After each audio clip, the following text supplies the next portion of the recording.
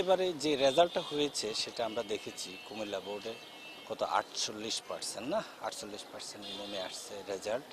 তো এখন এটার জন্য বেশ কয়েকটা কারণ, এবারে কেন্দ্রগুলো পুনর্গঠন করা হয়েছে, বেনু কেন্দ্র এগুলো বাদ দেওয়া হয়েছে। একটু নতুন পরিস্থিতিতে মনে করো যে 5ই আগস্টের পরে তো একটা নতুন পরিস্থিতি যাচ্ছে, নতুন পরিস্থিতিতে নতুন সিস্টেমে মনে করেন যে পরীক্ষাটা হয়েছে। হ্যাঁ, তো সুতরাং এটা একটা বড় কারণ আর কি, যে হ্যাঁ এই রেজাল্ট ইয়ার ক্ষেত্রে। আর এছাড়া আমি যেটা বলবো সেটা হচ্ছে যে এই করোনা পরবর্তী সময়ে আমাদের শিক্ষার্থীদের মধ্যে কিন্তু ক্লাসে না আসার একটা প্রবণতা তৈরি হয়েছে।